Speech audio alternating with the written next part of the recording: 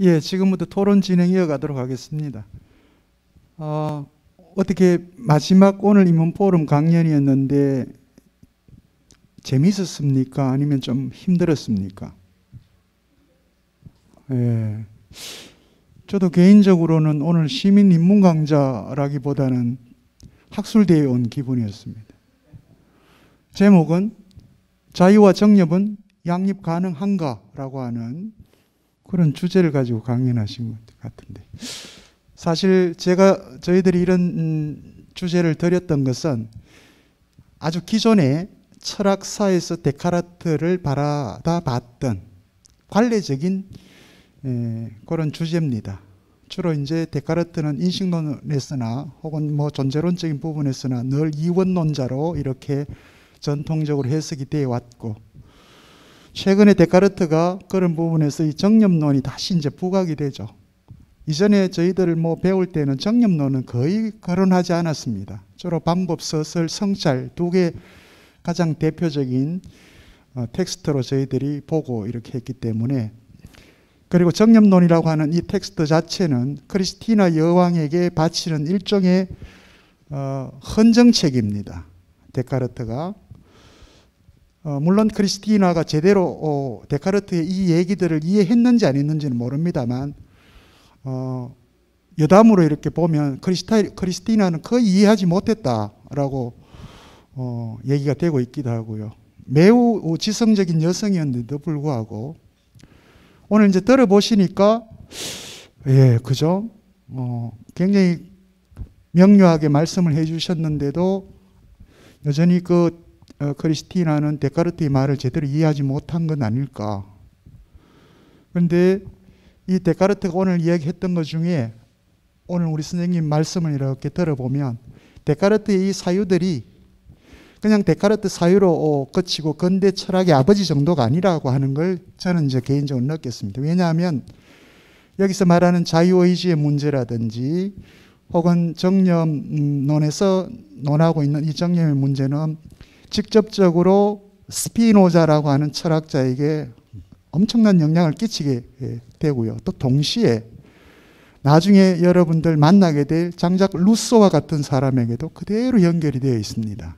장작 루소는 실제 자기 작품인 에밀이라든지 신 엘로이즈라든지 그건 소설인데 낭만적 사랑을 그린 이런 작품들에서 보면 바로 이 방금 데카르트가 얘기했던 바의 자유의지라고 하는 것들, 이런 것들을 아주 자연스럽게 논의를 하고 있습니다. 거의 뭐 똑같다고 생각될 정도로 문장들이 그렇게 논의를 하고 있기 때문에 데카르트는 단순히 그냥 근대 철학의 아버지로서 자리매김한 한 사람이 아니고 그 이후 현재까지도 여전히 그의 철학은 살아있다라고 하는 것을 우리가 확인할 수 있었던 것 같고요. 무엇보다도 오늘 선생님이 이 해석해내는 이 방식들이 최근에 이 정념론에 대한 관심이 많이 이제 일어나게 되면서 이원론자의 틀에서 이제 데카르트를 벗겨내는 그런 작업들이 이루어지고 있는 것 같아요. 그건 아마 스피노자에 대한 프랑스 현대 사상가들, 특히 뭐 들레즈라든지 이런 사람들이 이 스피노자의 소위 이 정서 혹은 뭐 저는 그 번역을 한국말로 이렇게 아무리 이렇게 이해하려고도 잘 안 되던데 오늘 그것도 한번 선생님 좀 간명하게 설명을 좀 해주셨으면 좋겠어요. 때문에 아마 데카르트에 대한 해석도 새롭게 이제 제기가 되고 있는 것 같습니다. 그런 부분에서는 우리 김선영 선생님 같으신 경우는 아마 국내 데카르트 학회에서도 좀 활발하게 활동을 하시면서 기존의 이 해석의 틀들에 대해서 문제점을 지적하고 다시 새로운 해석을 해내는 작업들을 해내시면 아주 중요한 그런 역할을 하실 수 있을 것 같다는 생각을 저도 해봤습니다. 자, 먼저 우리 강도기 선생님께서 질문을 주셨는데요. 물론 지난 시간에 이연복 교수께서 간단하게 다 설명을 했던 얘기입니다만 그럼에도 불구하고 다시 한 번 더 뭐 프로토콜이라 생각을 하시고 오늘 김선영 선생님께서 간단하게 답변을 드릴 수 있도록 그렇게 하겠습니다. 첫 번째 질문이 1637년에 저술했던 철학 서이고 데카르트의 대표 저서로 알려져 있는 이 방법서설이라고 하는 책에 대해서 아주 간략한 설명을 좀 부탁드린다라고 하는 첫 번째 질문이고요. 두 번째는 데카르트의 작품 중에 1644년에 출간된 철학 원리라고 하는 텍스트가 있는데 이것에 대해서도 개략적인 설명을 부탁한다는 물음입니다. 그러니까 책에 대해서 간단하게 소개를 좀 해달라는 건데요. 거기에 대해서 우리 김선영 교수님께서 좀 친절하게 답변을 드리도록 하겠습니다. 네, 안녕하세요. 첫 번째 질문과 관련돼서는 제가 개략적으로 설명을 드린다기보다는 제가 저의 책을 소개를 하는 게 좀 더 낫겠다라는 생각이 듭니다. 그렇지 않아도 혹시 몰라서 제가 들고 오긴 했거든요. 방법서설, 이거 문고판이에요. 물론 이현복 선생님이 번역하신 것도 있지만 제가 번역한 문고판도 있습니다. 그래서 이 책이 뭐 여러분들도 많이 아시겠지만 데카르트가 이제 학문의 여정으로 자신의 삶을 결정을 하고 난 다음에 이제 기존에 자신이 철학을 배웠던 것들에 대해서 굉장히 많이 의문을 표시를 합니다. 여러분도 아시다시피 이제 데카르트 철학의 방법론 중에서 이제 의심이라는 걸 하잖아요. 그 의심이 이제 방법론으로 전개가 되면서 그 의심 학문들에 대해서 자신이 학교 다니면서 그 라플레시에 있는 예수회 학교를 다니면서 배웠던 다양한 종류의 학문들이 있는데 그 학문들이 어떤 의미가 있었고 어떤 점에서 중요하고 그럼에도 그 학문들에 어떠한 결점들이 있다라는 거를 자기가 깨달았다, 뭐 이런 얘기까지 방법소설에서 굉장히 자세하게 됩니다. 그러면서 특히 방법소설에서 철학과 관련돼서 얘기되는 거가 굉장히 주목할 만하다라는 생각을 저는 하는데, 철학이라는 학문이 자기에게 진리로 이끌었다라기보다는 그 모르는 사람들한테, 잘 확실한 걸 모르는 사람들한테 철학은 모든 것들에 대해 진실임직하게 말하고 덜 학식 있는 사람들로부터 칭송받게 하는 수단을 제공한다라고 데카르트가 이 방법소설 이제 저의 번역본에 이제 15쪽에서 16쪽에서 얘기를 하고 있는 것 같이 이제 전반적으로 이제 자신이 학문의 진리를 찾기 위해서 자신의 이성을 자기가 어떤 방식으로 이끌어 갈 것인가에 대한 방법론을 심사숙고한 결과물이다라는 정도로 간략하게 방법소설을 얘기를 할 수 있습니다. 그런데 또 한 가지 우리가 방법소설과 관련돼서 주목할 점은요, 데카르트가 자기가 이러이러한 방법들을 찾아서 발견해내서 만들어내서 사용을 했는데 이 방법들이 어떤 방법들이었는가를 내가 여러분에게 가르쳐 주겠습니다 라고 데카르트가 방법소설에서 이야기를 하고 있는 게 아니라 내 방법은 이러이러한 것이었습니다 라는 거를 하나의 예시로 보여주는 것으로 데카르트가 말하고 있다라는 점을 우리가 주목을 할 필요가 있습니다. 그래서 데카르트는 내 방법을, 나는 그냥 이야기, 이 원래 제목이 디스쿠 들라 메토드거든요. 메토드라는 건 방법이고 디스쿠라는 거는 그냥 연설문 같은 정도예요. 그러니까 내가 이렇게 이제 연설문 정도로 얘기를 할 테니까 이 연설문 안에서 당신들은 듣고 따르고 싶은 거가 있으면 따르고 버릴 게 있으면 버리십시오. 이런 태도로 방법소설을 제시를 하고 있다라는 점을 우리가 주목을 할 필요가 있습니다. 그리고 이 방법소설이 사실은 제가 생각하기에도 그렇고 많은 분들이 생각하는 게 데카르트 철학의 일종의 이제 데카르트라는 철학자의 자신의 철학 시스템 체계를 거의 보여주는 역할을 하는 책이다라는 정도로 제가 이제 말씀을 드릴게요.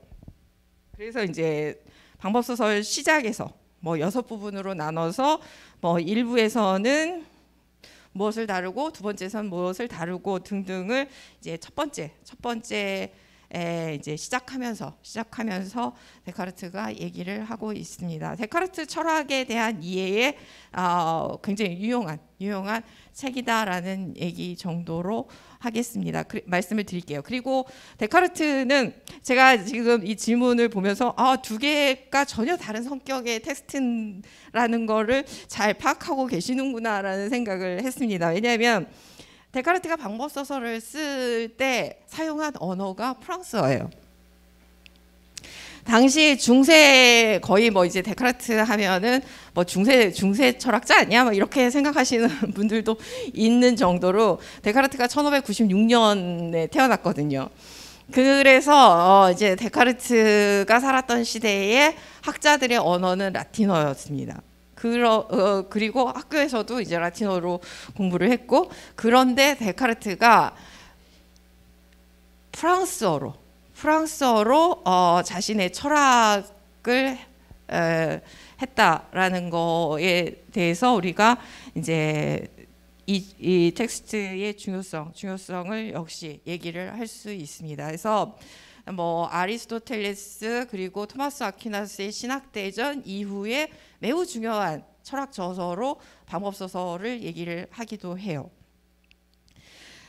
그리고 두 번째 질문과 관련돼서 이제 철학 원리라는 거와 관련돼서 이제 질문을 하셨는데, 철학 원리는 철학의 원리라고 번역돼서 원석영 선생님 번역본이 있어요. 아카네스에서 나온 원석영 선생님 번역본이 있고, 데카르트는 이 철학의 원리를 학교의 철학 교재로 쓸 생각을 하고 라틴어로 저술을 합니다.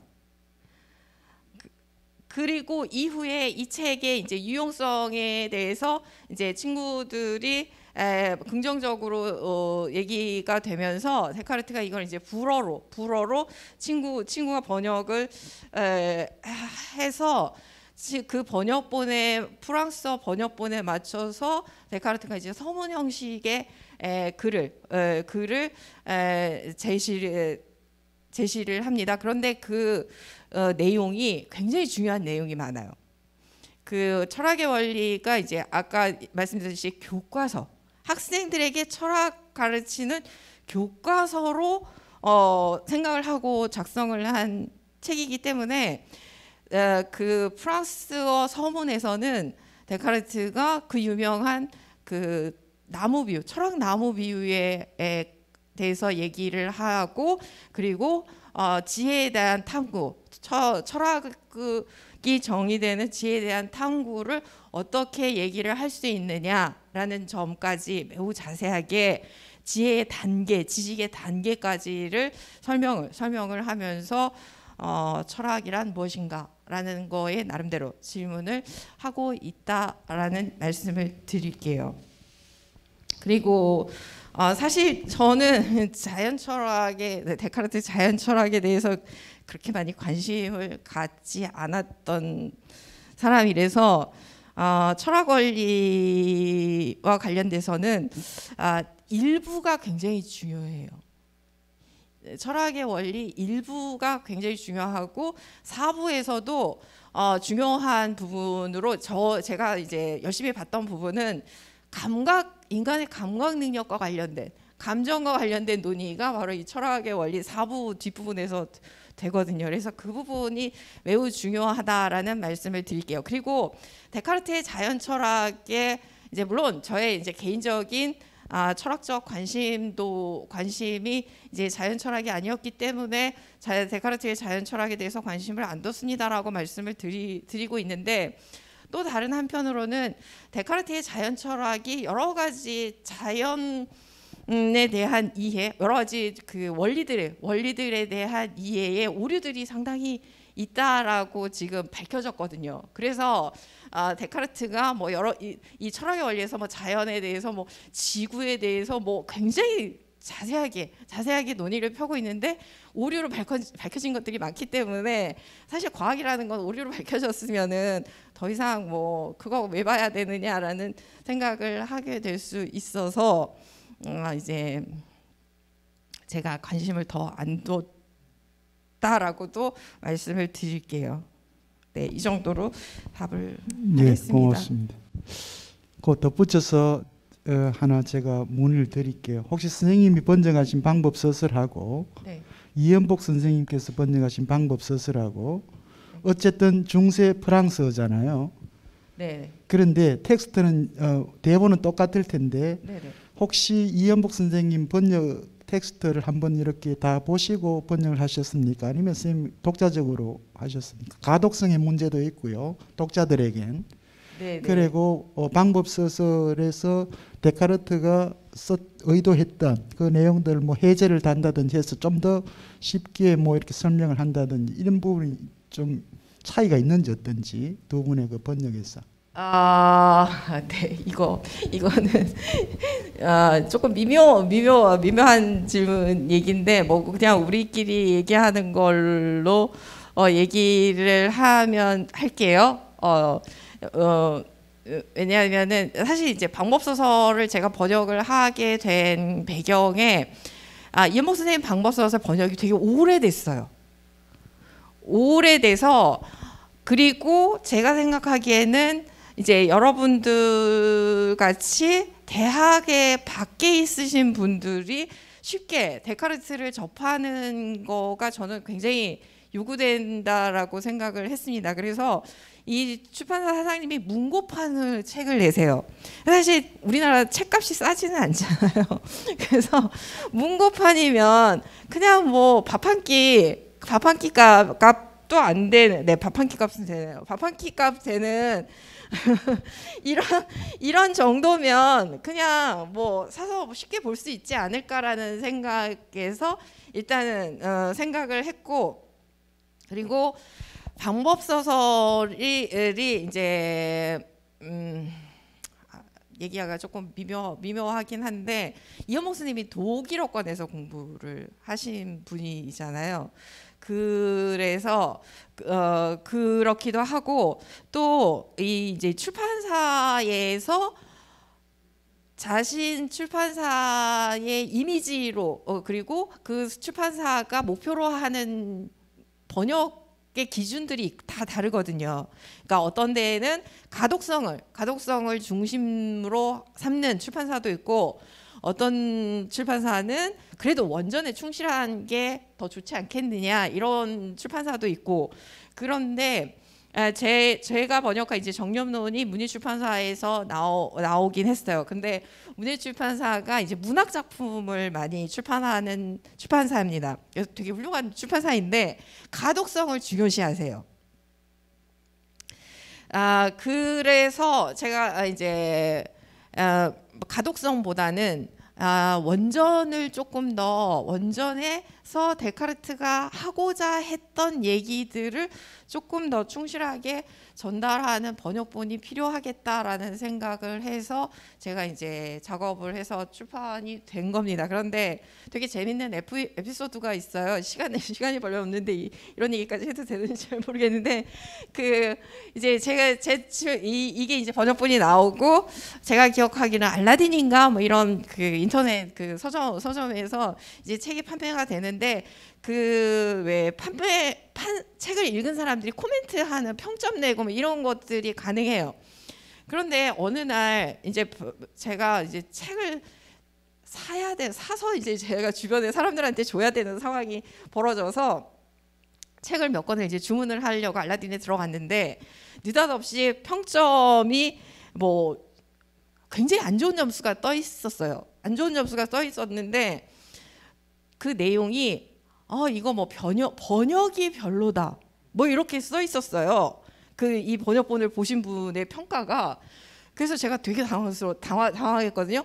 보통은 뭐 잘 안 읽힌다, 뭐 재미없다, 뭐 이렇게 얘기를 하지, 번역이 이상하다라는 거 평가를 쓰진 않는데라는 생각을 제가 잠깐 했었거든요.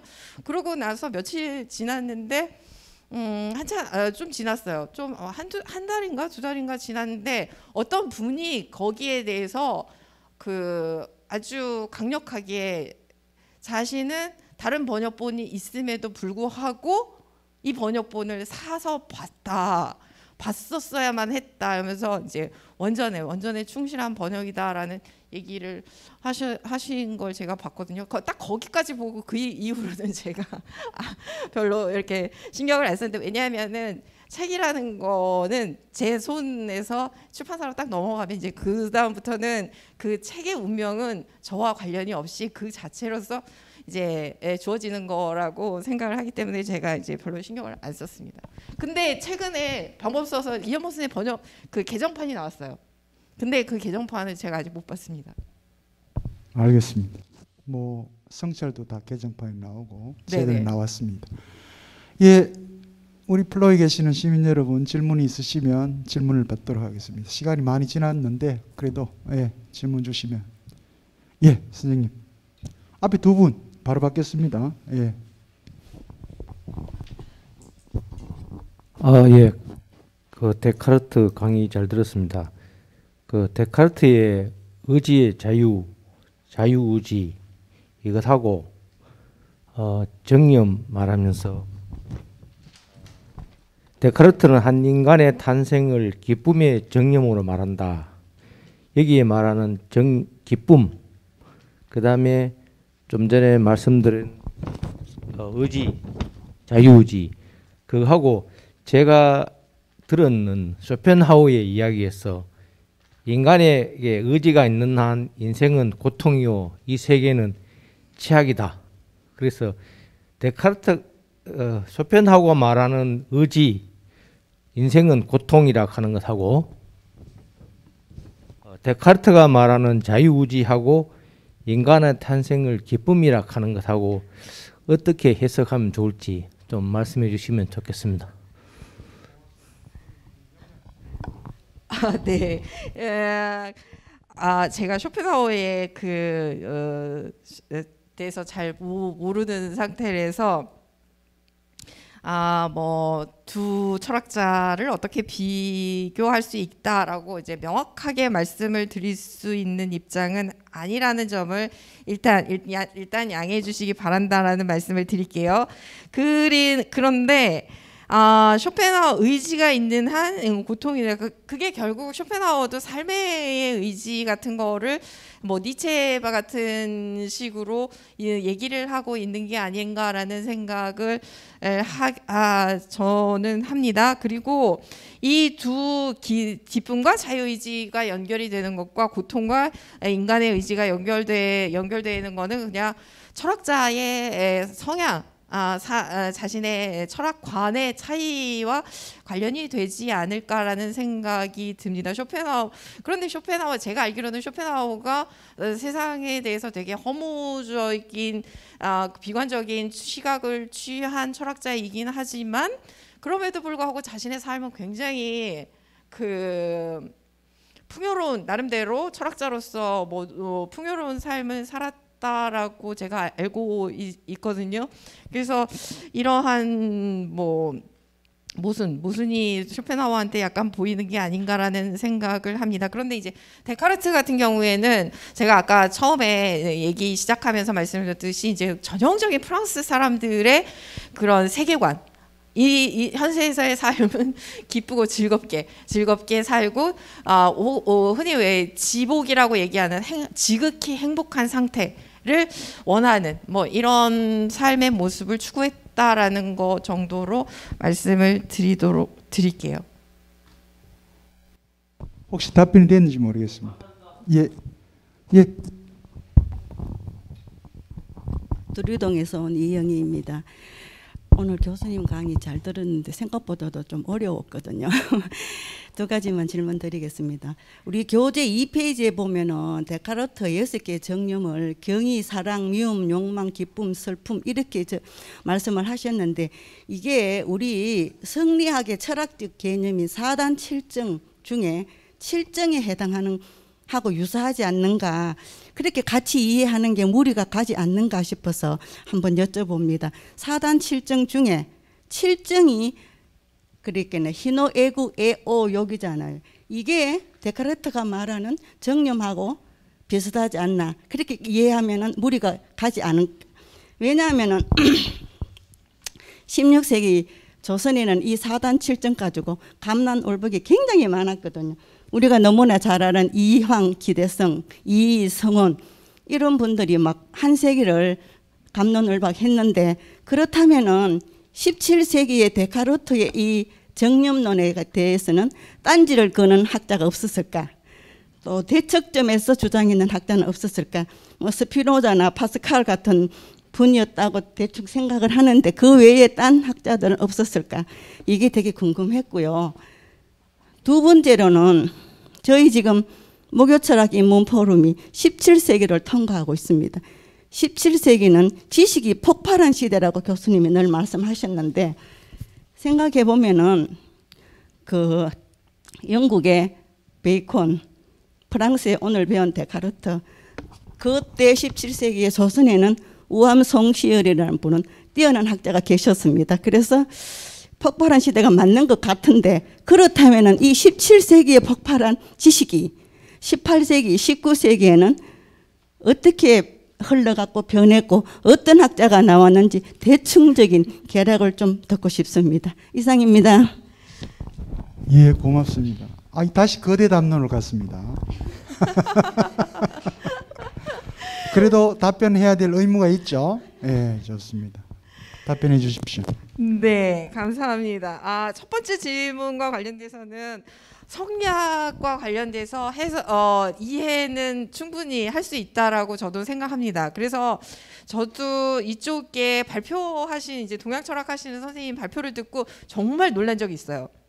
17세기에 데카르트의 정념론에서 논의되는 내용이 제가 이름은 기억을 못하는데 중국 철학자의 철학 논의 안에 등장하더라고요. 그래서 17세기의 인간에 대한 이해가 이전에 특히 이제 서양 철학자들에게서는 인간이 이성적인 존재다라는 게 굉장히 강조가 됐던 반면에 17세기 들으면서 이제 종교에서 과학이, 그리고 과학과 철학이 약간 분리되면서 인간에 대한 정의, 인간의 본성에 대한 이해가 이성으로 치우치지 않고 오히려 근대 들어서면서 데카르트 이후로 인간이 감정을 가지고 있는 존재다라는 것이, 인간의 본성이 감정에 있다라고 보는 철학자들이 줄을 이루게 돼요. 그래서 아까 말씀드렸던 스피노자 같은 경우 코나투스, 인간은 자기 보존에 노력을 하는 존재다라고 코나투스로 얘기하면서 그게 바로 이제 욕망이라는 걸로 인간의 본성을 얘기를 합니다. 그리고 데카르트와 동시에 살았던 홉스라는 철학자 역시 인간의 이제 욕망으로 얘기를 하면서 이제 도덕적으로 인간이 욕망한다라는 게 도덕적으로 악이 아니다라는 차원으로까지 끌어올려요. 해서 첫 번째 질문과 관련돼서는 충분히 이제 저도 이제 지금 당장은 아니지만 제가 이제 DNA와 저의 피와 살이 만들어진 이 한국 철학과학에 대해서 이제 어느 날인가는 공부를 조금 더 해볼 필요가 있겠다라는 생각을 하고 있습니다. 그리고 17세기 이제 데카르트 이후에 데카르트 철학에 대한 비판은 특히 이제 정념론에 대한 비판은 아까 말씀드렸던 스피노자가 수동으로서의 인간의 감정이라는 것이 아까 제가 이제 시간상 말씀을 드렸는데 수동적인 거라고 얘기되면서 이제 이성적인 거, 합리적인 것과는 전혀 관계가 없는, 그래서 인간이 올곧하게 도덕적인 인간으로 세워지려면 정령 감정이라는 것은 이성에 의해서 억제되어야 하는 것으로, 수동은 능동적인 이성에 의해서 조절되고 통제되어야 하는 것으로 됐다라는 게 이제 일반적인 이해인데, 데카르트에게서는 그럼에도 불구하고 인간이 감정을 가지고 있다라는 것은 우리가 삶에서 느낄 수 있는 모든 감미로움을 느낄 수 있다라고 이제 데카르트가 보는 거를 이제 스피노자는 약간 그 파시브로서의 정념, 수동으로서의 정념이라는 측면으로만 보고 거기에 대해서 이제 비판하면서 정서라는, 정념이라는 그 수동성에서 벗어난 정서라는 용어로 사용을 하면서 인간의 감정이 능동적인 거다라는 거를 이제 보여주려고 시도를 했다라는 말씀을 드릴게요. 그리고 정념, 감정에 대한 논의가 대부분의 철학자들에게 데카르트 이후에 다 나와요. 다 얘기되고 뭐 휴움같이 도덕 감정이라는 거를 얘기를 하면서 인간이 공감 능력이라는 공감 감정으로 이제 인간의 도덕성을 얘기를 하고 있습니다. 그리고 이후에 뭐 얘기하신 경향이 어떤가라는 거에 대해서는 제가 지금 말씀을 드릴 수 있는 입장은 아니고, 제가 아는 바로는 뭐 이러한 이제 데카르트 이후에 데카르트로 얘기되는 뭐 합리론 이성주의 뭐 해서 데카르트 이후에 스피노자, 라이프니츠로 가고, 영국 경험론으로 해서 뭐 베이컨, 홉스, 로크, 뭐 이후에 휴무로까지 가고, 그리고 그러한 두 성격이 다른 철학자를 넘어서는 제3의 길을 가겠다라고 주장하는 철학자가 바로 칸트이고, 바로 계몽주의로 가고, 이후에 이제 칸트 철학에 대한 비판적인 시각을 갖는 철학자들이 생기면서 이제 독일 관념론이라는 게 만들어지고, 그리고 독일 관념론에서 뭐 헤겔까지, 피터 셜링 헤겔까지로 가고, 헤겔에 대한 이후에 이제 막 이제 시대가 이후에 이제 과학혁명이라고 흔히 얘기되는 시기를 보내면서 이제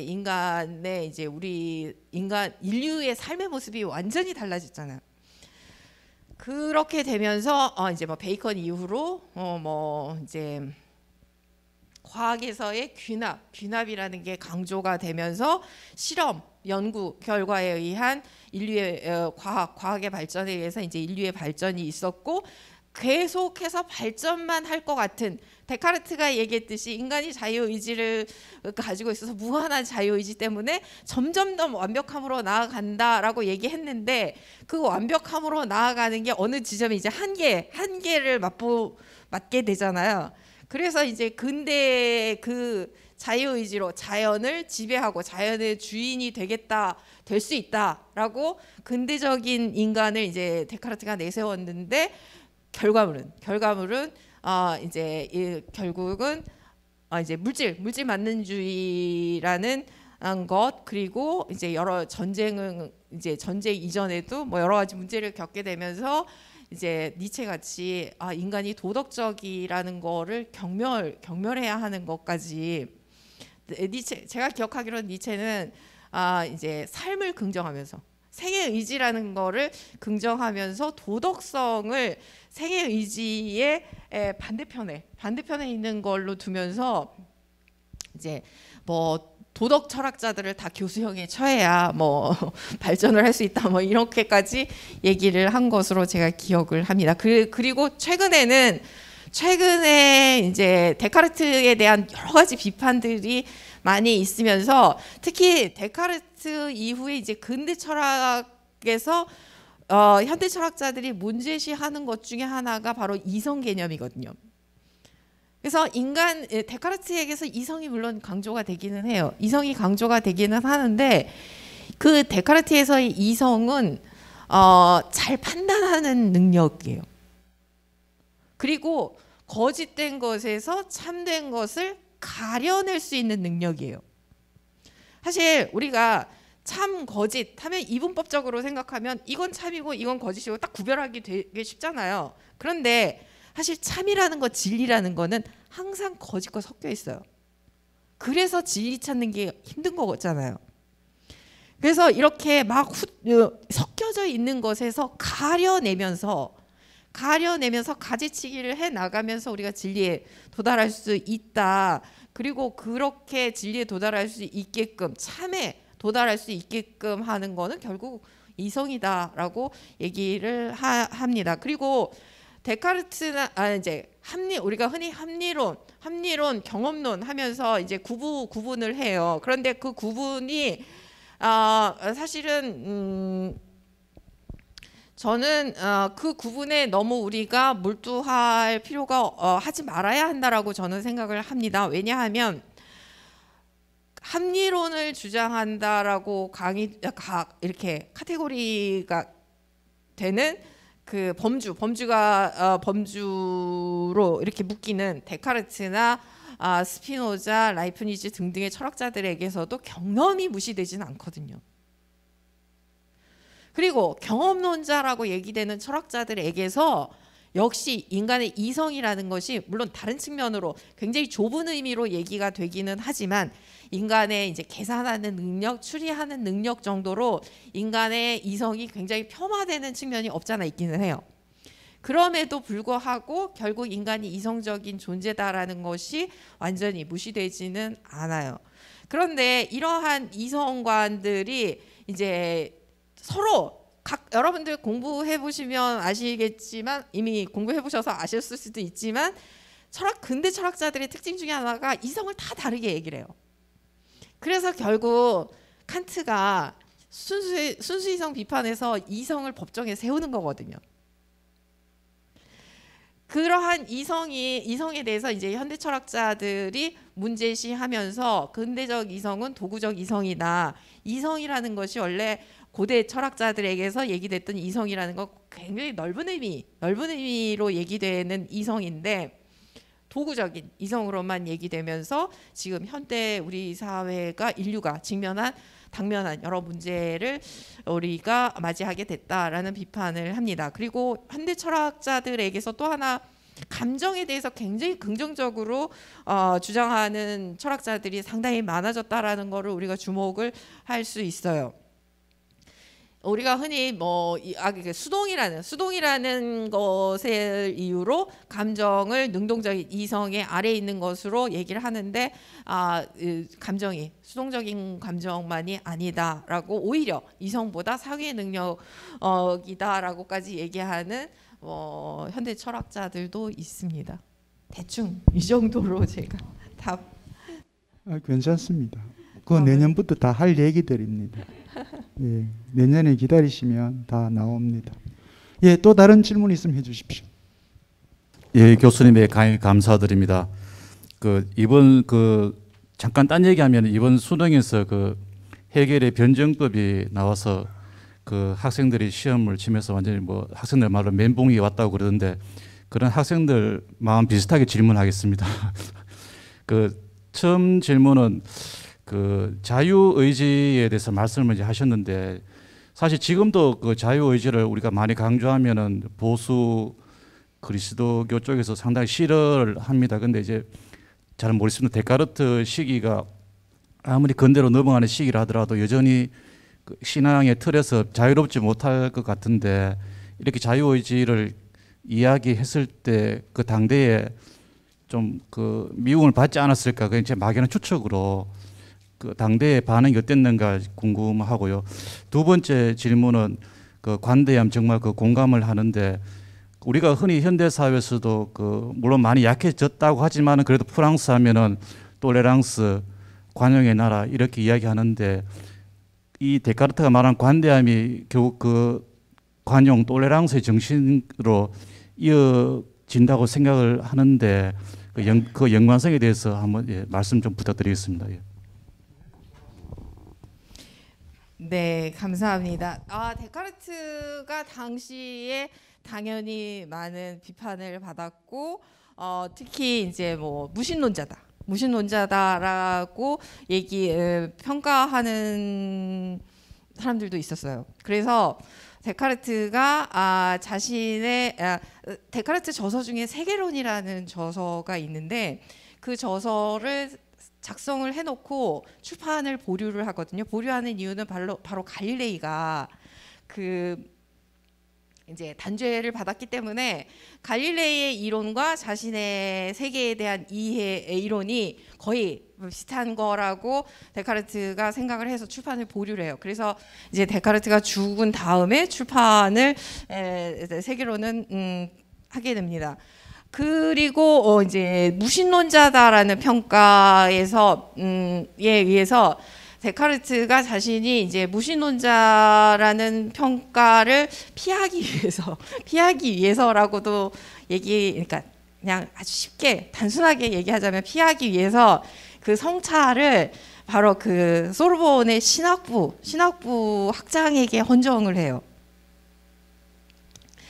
그런 식으로 이제 나름대로 이제 신학자들과의 평가를 피하고자 했다라는 말씀을 드릴게요. 그리고 또 데카르트가 도덕과 관련된 저수를 굉장히 머뭇거립니다. 그 이유 중에 하나도 이제 당시에 가장 논란의 대상이 될 수 있는 거라는 거를 데카르트가 알았기 때문에 의도적으로 이제 저술하는 거를 피했다라는 얘기까지도 가능하다라는 말씀을 드릴게요. 그래서 데카르트에 대한 평가가 사실은 굉장히 부정적으로 이제 특히 어떤 그러니까 지금 식의 표현으로 하자면 기득권을 가지고 있던 사람들한테는 상당히 비판을 받았다라는 얘기를 할 수 있는 것 같아요. 특히 이제 막 그 보에티우스라고 제가 이름을 기억하는데 당시 학장이 막 이제 대학에서 데카르트 철학을 가르치고 막 이러는 거를 금지하는 정도로 이제 데카르트를 막거든요. 그런데 다른 한편으로는 데카르트 철학이 좀 전에 얘기했듯이 대학에서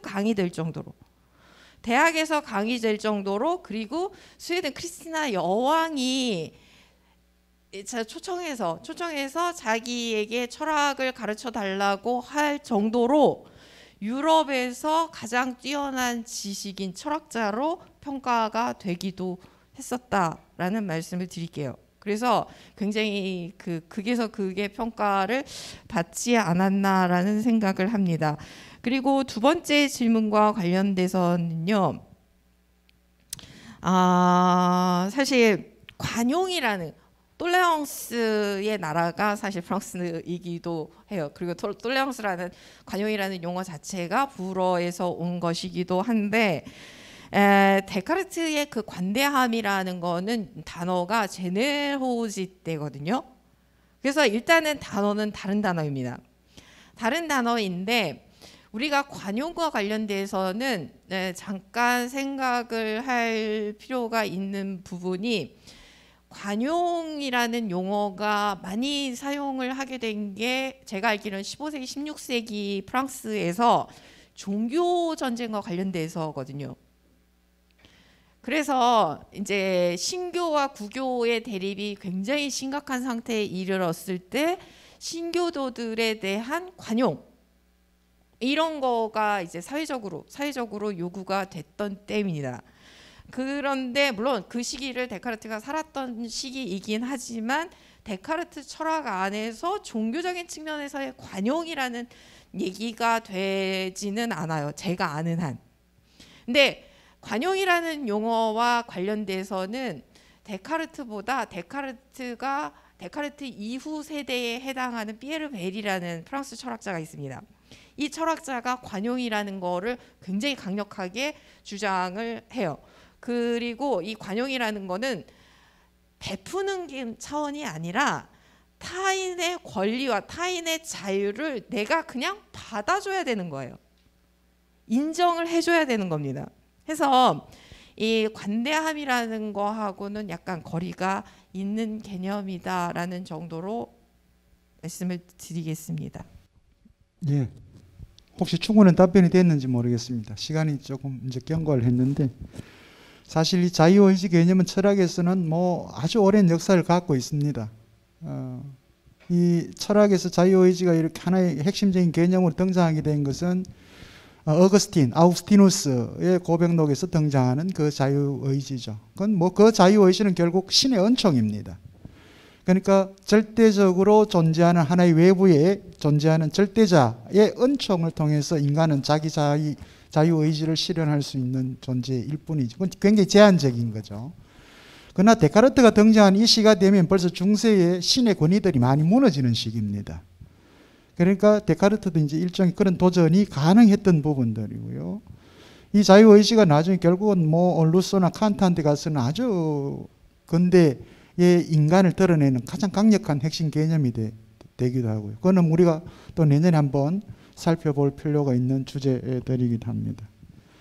저도 사실은 이 관대함이라는 표현을 썼을 때 톨레랑스와 참 그런 관련이 있지 않을까 그런 생각을 했었는데 잘 구별해 주신 것 같아요. 어쨌든 그럼에도 불구하고 오늘 우리 강연을 통해서 하나 또 얻을 수 있었던 것은 관대한 사람이 된다는 것이 어떤 것인가라고 하는 것을 우리가 한번 살펴볼 수 있는 것인데요. 무엇으로부터의 자유가 아니고 무엇을 향한 자유라고 그렇게 표현을 했습니다. 우리 강인자 선생님께서.